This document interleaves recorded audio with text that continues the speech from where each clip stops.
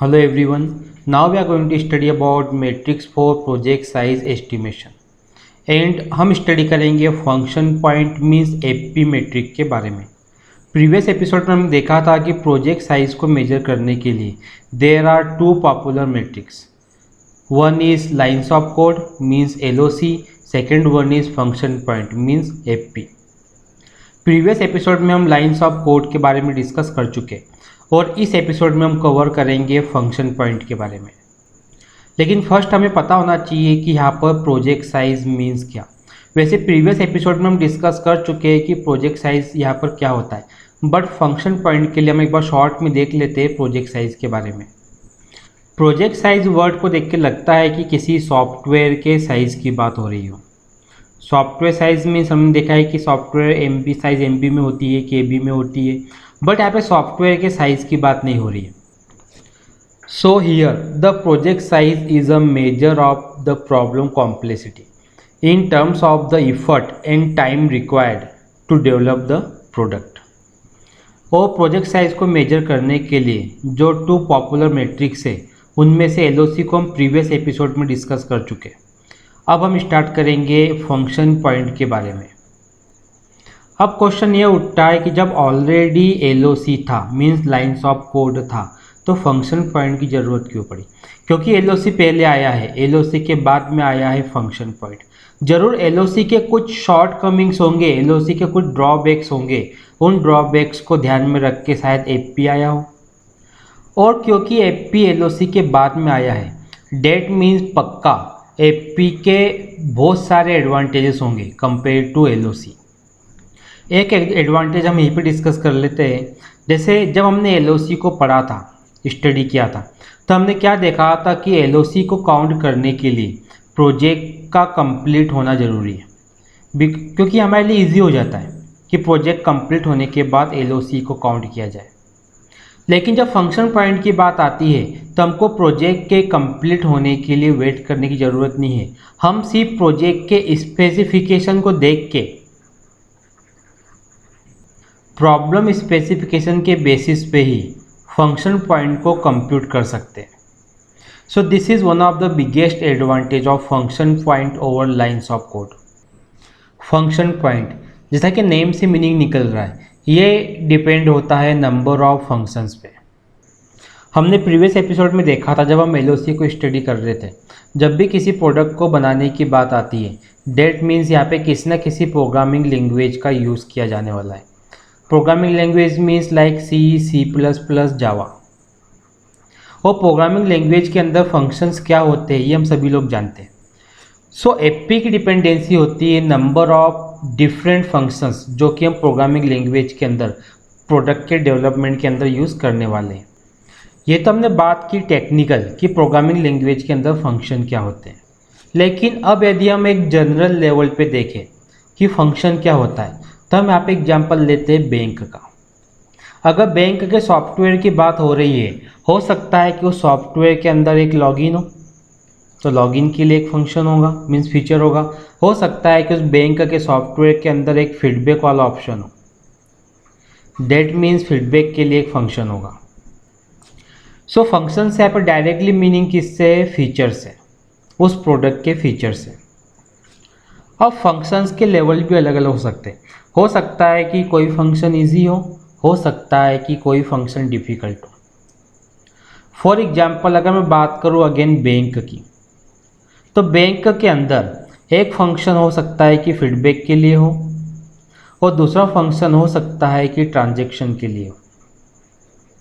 और हमको क्लियरली दिख रहा है कि ट्रांजैक्शन वाला जो फंक्शन है वो ज़्यादा डिफ़िकल्ट होगा फीडबैक वाले फंक्शन से। और हम ये भी बोल सकते हैं कि जो फीडबैक वाला फंक्शन है इसको कम टाइम लगा होगा डेवलप होने में कंपेयर टू ट्रांजैक्शन वाले फंक्शन से।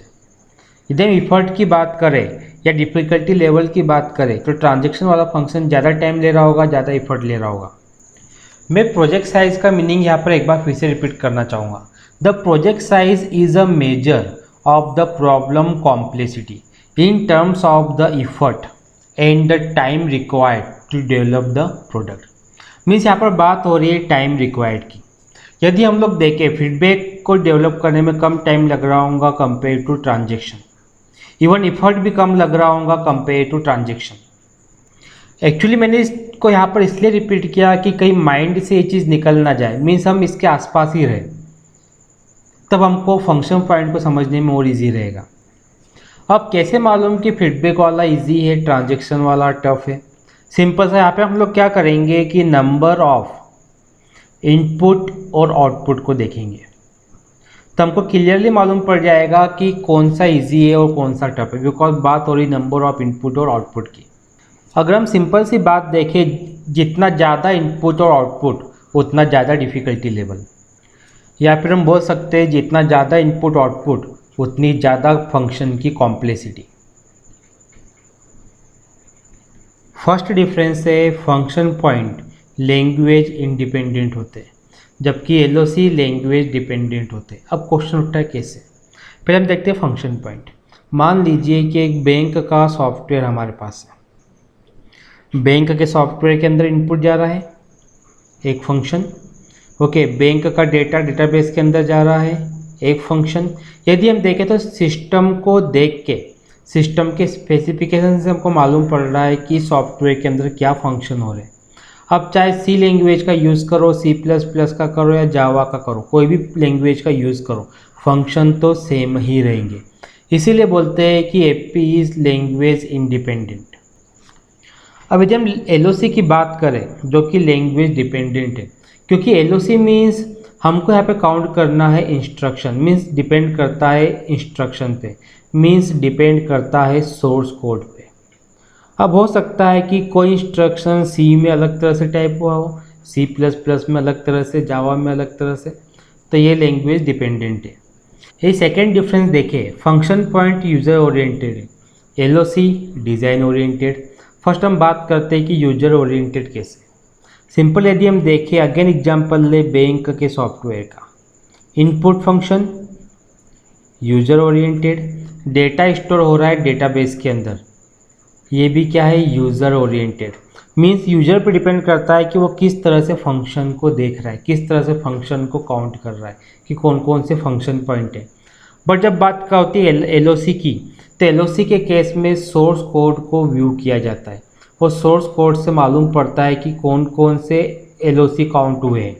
तो डेट मीन्स एलओसी कैसा है, डिज़ाइन ओरिएंटेड। अब यदि हम नेक्स्ट डिफरेंस देखें, so function point is specification based and LOC is similarity based. Again हम एग्जांपल लेते हैं यहाँ पर बैंक का। अगर हमको फंक्शन पॉइंट काउंट करना है, हमें क्या करना पड़ेगा, जस्ट इसका स्पेसिफिकेशन लेना पड़ेगा कि इसमें कौन कौन से फंक्शंस यूज़ हो रहे हैं। मीन्स इनपुट है, डेटा ट्रांसफर हो रहा है डेटाबेस के अंदर, जैसा भी हम डिस्कस किया था, तो स्पेसिफिकेशन को देख के हम फंक्शन पॉइंट काउंट कर सकते हैं। लेकिन जब बात आती है एलओसी की, तो एलओसी क्या होता है, सिमिलरिटी बेस्ड। ओके, अब अगर मान लीजिए कि कोई प्रोजेक्ट बन के कंप्लीट नहीं है, हमें बनाना है बैंक का सॉफ्टवेयर, इस केस में क्या करना पड़ेगा कि एलओसी को काउंट करने के लिए, सॉफ्टवेयर बनने से पहले एलओसी काउंट करने के लिए हमको बैंक से मिलती जुलती, ओके, किसी ओल्ड एप्लीकेशन को, ओल्ड सॉफ्टवेयर को विजिट करना पड़ेगा।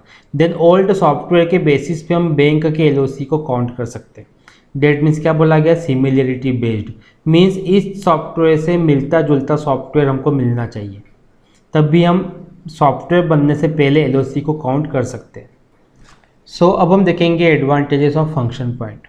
मैंने कुछ यहाँ मेंशन किए हैं, जैसे लैंग्वेज इंडिपेंडेंट हम देख चुके हैं, can be applied early in HDLC, more function points can define productive goal, then AP can be counted early, AP can be used for GUI systems.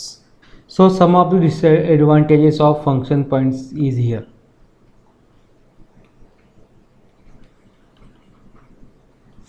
सो अब हम देखेंगे कुछ डिसएडवांटेजेस ऑफ फंक्शन पॉइंट। जैसे कि नंबर 1 है lot of judgement involve.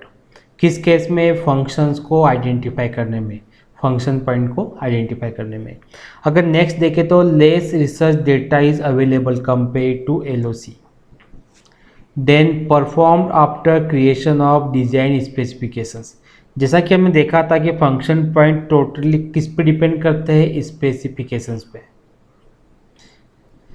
That means specification के complete होने के बाद फंक्शन पॉइंट को परफॉर्म किया जाएगा। Next one is low accuracy compare two lines of code, and next one is it is time consuming method. So I hope आपको आज का लेक्चर क्लियर हुआ होगा, एंड आपकी तरफ से कोई भी डाउट हो, कोई भी क्वेश्चन हो, कमेंट बॉक्स में लिख भेजिए। नेक्स्ट एपिसोड में आपके डाउट को, क्वेश्चन को सॉल्व करने की पूरी कोशिश करेंगे। Thank you for watching.